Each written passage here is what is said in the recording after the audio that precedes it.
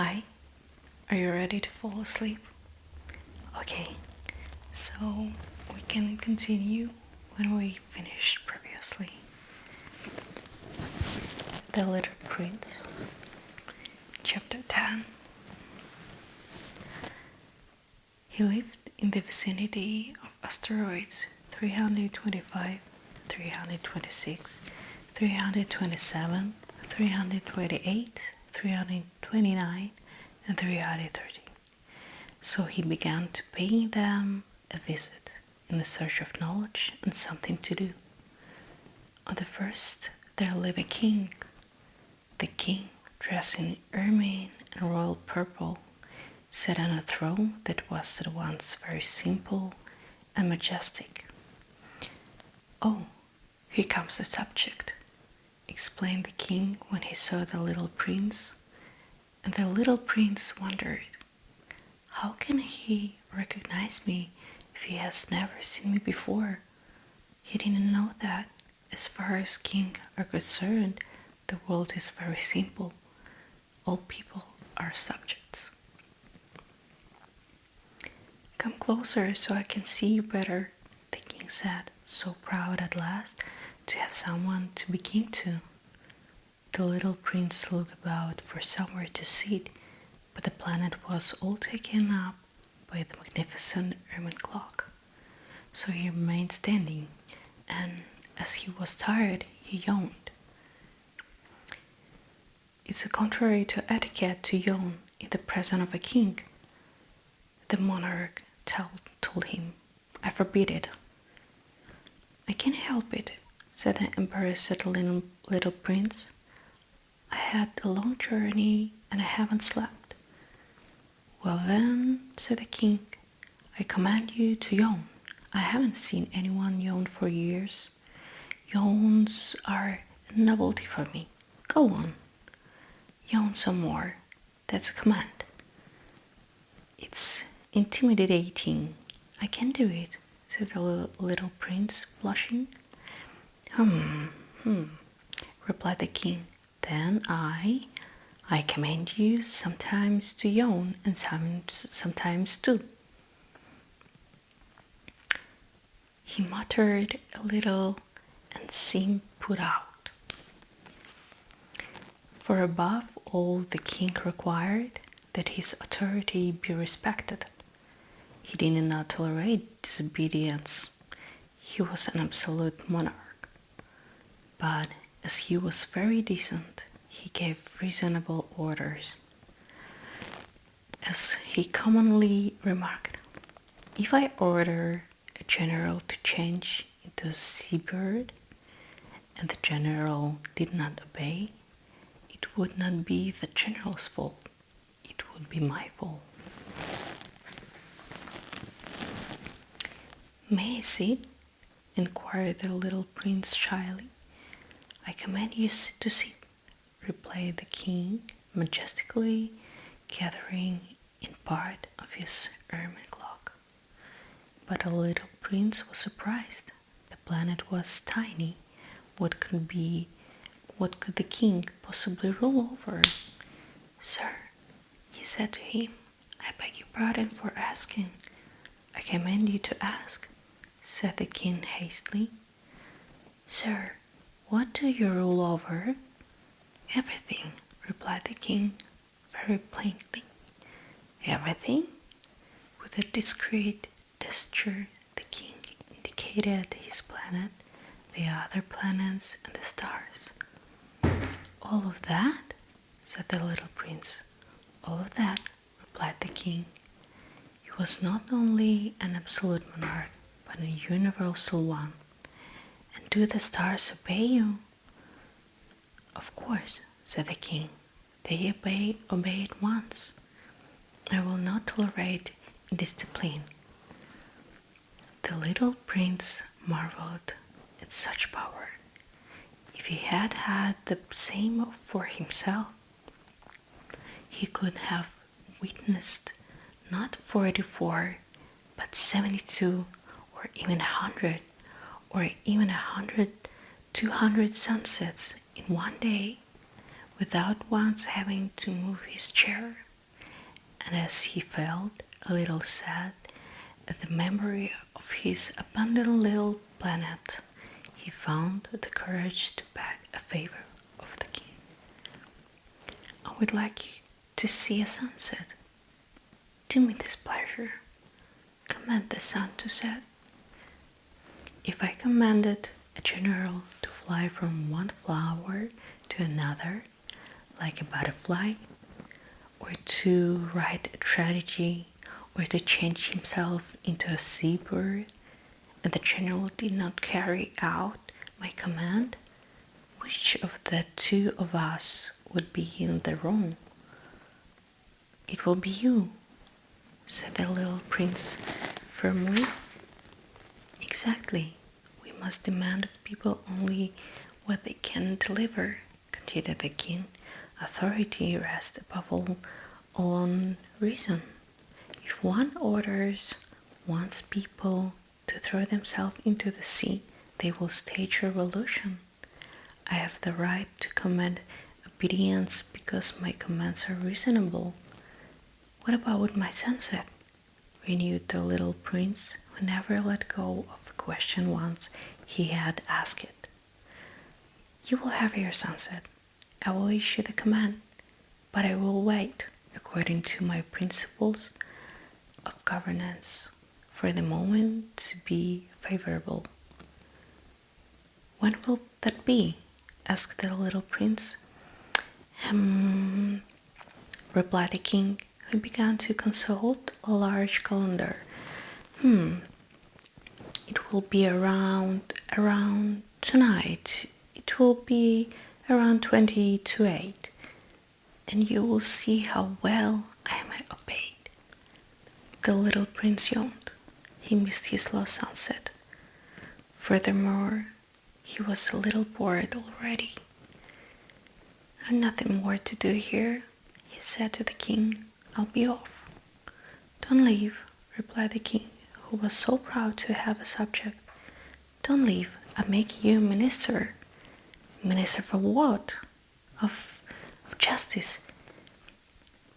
"But there's no one to judge." "One never knows," said the king. "I've never yet done a tour of my kingdom. I am very old. I have no space for a carriage, and it wearies me to walk." "Oh, but I've already seen," said the little prince, bending to glance again at the other side of the planet. "There's no one there either." "Then you will preside in judgment over yourself," the king replied. "That's the most difficult task. It is much more difficult to judge oneself than to judge others. If you manage to judge yourself fairly, you will truly be a wise man." "Well," said the little prince, "I can judge myself anywhere. I don't need to live here." Said the king, "I do believe that somewhere on my planet there is one old rat. I can hear it at night. You can judge this old rat. From time to time you can condemn it to a death. Thus its life will depend on your justice, but each time you will pardon it in order to economize. There's no only the one." "I don't like condemning to death," said the little prince, "and I do believe I'm living." "No," said the king. But the little prince, having got himself ready, did not wish to cause the old monarch any pain. "If His Majesty wishes to be obeyed promptly, he might give me a reasonable command. He might, for instance, order me to depart within a minute. It seems to me that the conditions are favorable." Since the king had made no reply, the little prince hesitated at first, and then, with a sigh, he took off. "I make you my ambassador," The king hastened to cry after him. He had an air of green authority. Grown-ups are really strange, the little prince thought to himself on his travels. A conceited man lived on the second planet. Ah, there's an admirer who's come to see me. The conceited man cried from afar as soon as he noticed the little prince. To vain people, other people are always admirers. Hello, said the little prince. That's funny hat you have got. It's for greeting people, the conceited man replied. It's to acknowledge when people applaud me. Unfortunately, no one ever comes this way. Oh yes, said the little prince, who didn't understand. Clap your hands, said the conceited man. The little prince clapped his hand. The conceited man raised his hat in a modest salute. Well, the little prince said to himself, it's more fun than my visit to the king. And he began again to clap his hands. Again, the conceited man raised his hat in acknowledgement. After 5 minutes of this, the little prince grew tired of the game's monotony. And what must one do? He asked, for the hat to draw. But the conceited man did not hear him. Vain people won't ever hear praise. Do you really admire me a great deal? He asked the little prince. What does admire mean? To admire means to recognize that I am the handsomest, the best dressed, the richest, and the most intelligent man on the planet. But you're the only man on your planet. Do me a favor, admire me even so. I admire you, said the little prince with a small shrug at his shoulders. But how can that possibly matter to you? And the little prince went on his way. Grown-ups truly are odd, he thought simply to himself on his travel. The next planet was inhabited by a drinker. This visit was very brief, but it plunged the little prince into a deep melancholy. What are you doing there? He said to the drinker, whom he found seated in silence before a collection of empty bottles and a collection of full bottles. I'm drinking, said the drinker with a lugubrious expression. Why are you drinking? The little prince asked. To forget, replied the drinker. To forget what? Wondered the little prince, feeling sorry for him already. To forget that I'm ashamed, admitted the drinker, bowing his head. Ashamed of what? Asked the little prince, waiting to help him.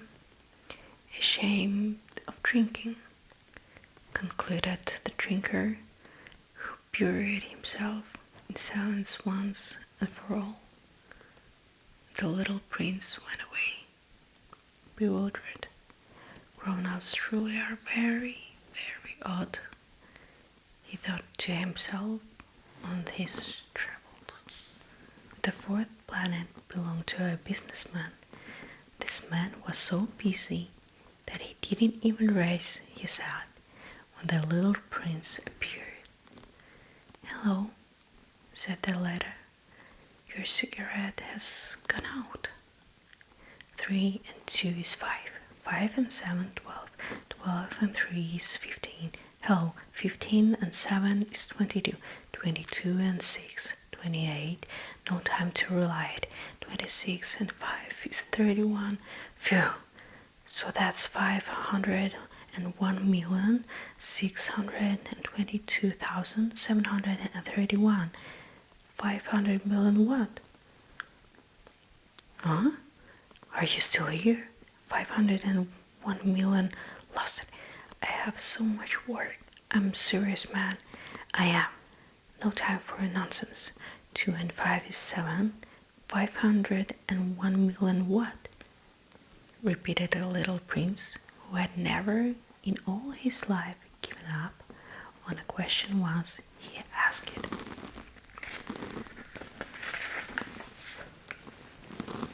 The businessman looked up. In my 54 years on this planet, I have only been interrupted 3 times. The first time, 22 years ago, it was a May bug that had dropped in from God knows where. It made a frightful noise, and I made 4 errors in my calculation. The second time, 11 years ago, it was a fit of rheumatism. I'm a short of exercise. I don't have time to stroll about. I'm a serious man. I am. The third time, this is it. So I was saying 501 million. Millions of what? The businessman understood that there was no chance of being left in peace. Millions of those little things you sometimes see in the sky. Flies? No, little things that shine. Bees? Of course not. The little golden things that makes idlers wonder. But I'm a serious man. I am. I don't have time to daydream. Oh, stars. That's it, stars. And what do you do with 500 million stars? 501 million. 622,731. I'm a serious man. I am. I'm a precise. And what do you do with the stars? What do I do with them? Yes, nothing. I own them. You own the stars? Yes, but I've already seen a king who kings don't own. They rule over. It's quite different. And what's the point of owning the stars? The point is to be rich. And what's the point of being rich? So you can buy other stars if someone discovers any. This one, the little prince said to himself, reasons a little bit like my drunkard. Even so, he continued to ask questions. How can anyone own the stars? Who do they belong to? Replied the businessman crankly. I don't know, to nobody. Then they're mine, because I thought of it first. Is that all it takes? Of course, when you find a diamond that doesn't belong to anyone, it's yours. When you're the first to have an idea, you get it patented. It's yours. And I own the stars, since no one before me ever thought of owning them. That's true, said the little prince. And what do you do with them? I manage them. I count them and count them again, said the businessman. It's difficult, but I'm a serious man. The little prince was still not satisfied. For my part, if I own a scarf, I can put it around my neck and take it with me. If I own a flower, I can pick my flower and take it with me. But you can't pick the star. No, but I can put them in a bank. What does it mean? It means I write the number of my stars on a small piece of paper, and then I lock up this piece of paper in a drawer. And that's all. That's enough. It's amusing, thought the little prince. It's quite poetic, but it isn't very serious. The little prince had a very different notion of what was serious from the notions of grown-ups. Personally, I have a flower, he continued, which I water every day. I have 3 volcanoes that I sweep every week, because I also sweep the one that's extinct. You never know. It's useful for my volcanoes, and it's useful for my flower that I own them. But you're of no use to the stars. The businessman opened his mouth, but couldn't think of no answer, and the little prince went away. Grown-ups truly are utterly extraordinary, he thought simply to himself on his travels. The 5th planet was very odd. It was the smallest of the lot. There was just room for a street lamp and a lighter of street lamps.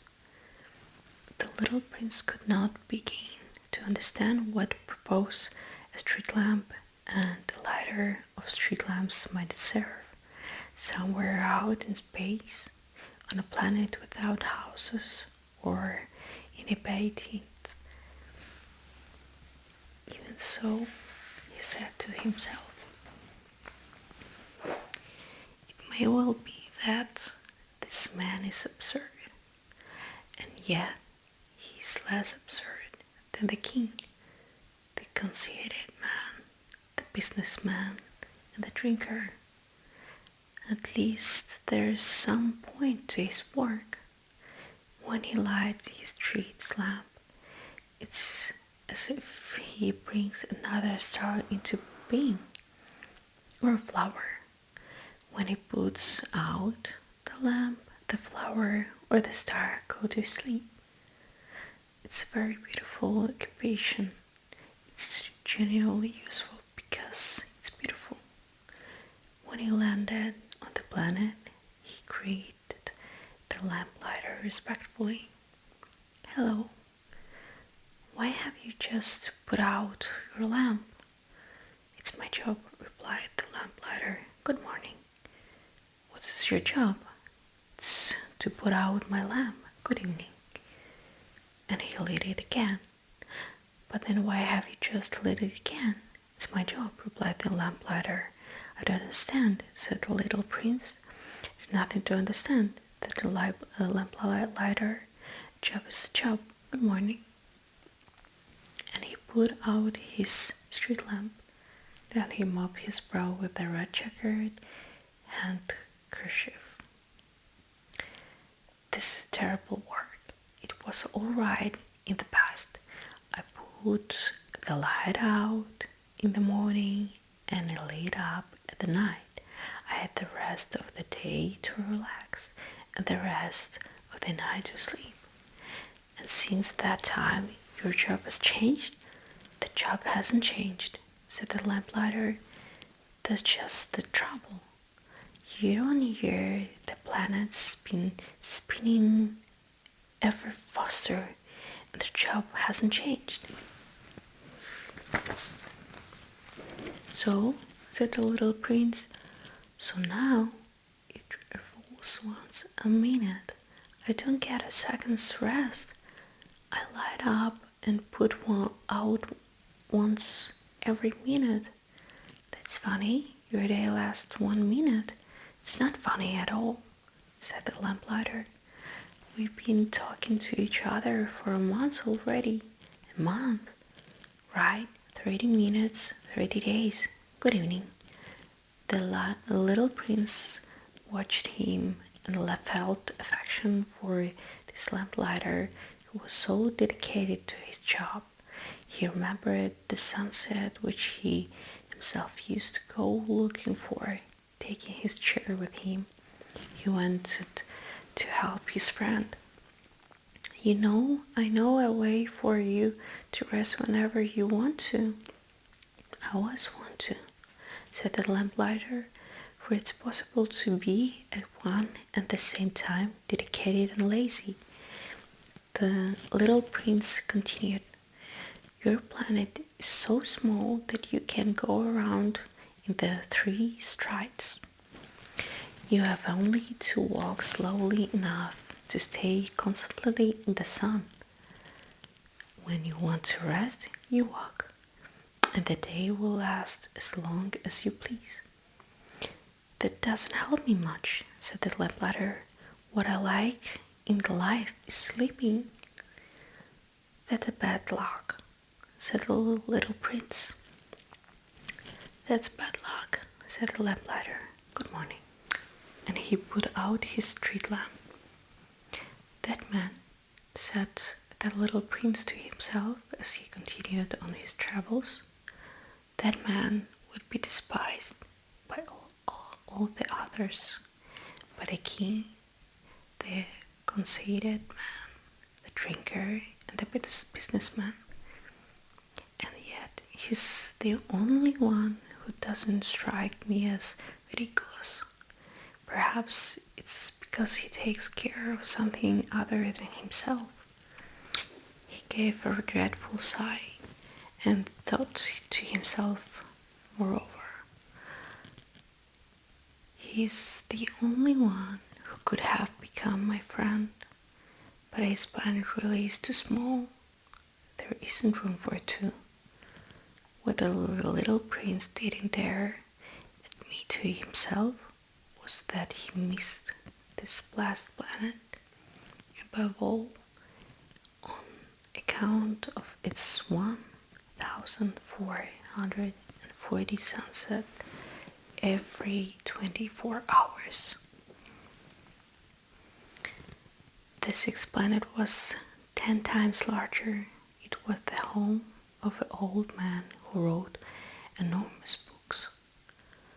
I say, there's an explorer, he cried when he saw the little prince. The little prince sat on the table and gave himself a moment. He had already done so much traveling. Where have you come from? The old man said to him. What is this big book? Said the little prince. What do you do there? I'm a geographer, said the old man. What's a geographer? He is an expert who knows the location of seas, rivers, cities, mountains, and deserts. That is interesting, said the little prince. At last, a real profession. And he looked around at the geographer's planet. He had never yet seen a planet so magnificent. Your planet is very beautiful. Are there oceans? I have no idea, said the geographer. Oh, the little prince was disappointed. What about mountains? I have no idea, said the geographer. And cities and rivers and deserts? I have no idea either, said the geographer. But you're a geographer. Indeed so, said the geographer. But I am not an explorer. I desperately lack explorers.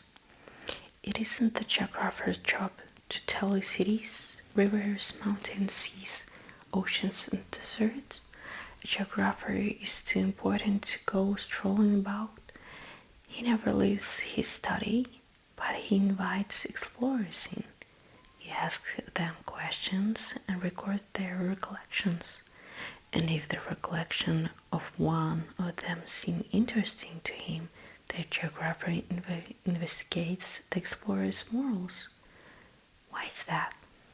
Because an explorer who would tell lies would have a catastrophic effect on geography books, as would an explorer who drinks too much. Why is that? Said the little prince. Because drunkards see double.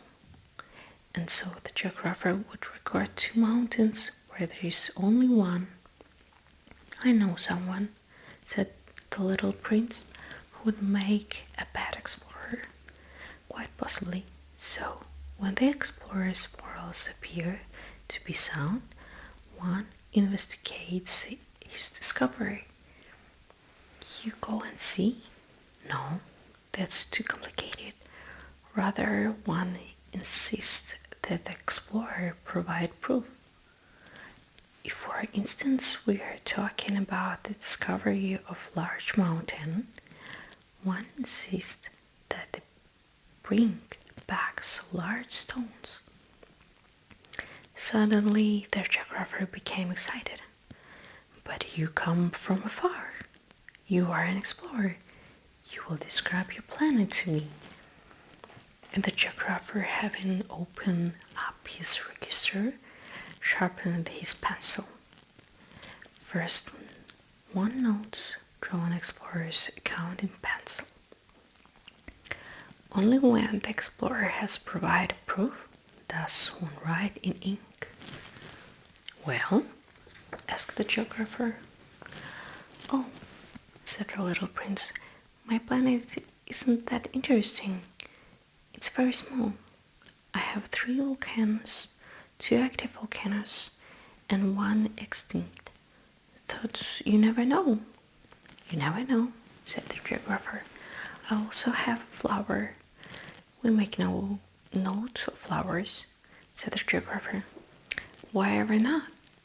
There's nothing prettier. Because flowers are ephemeral. What does ephemeral mean? Geography books, said the geographer, are the most serious of all books. They never go out of date. It's very rare for a mountain to change location. It's very rare for an ocean to empty of its water.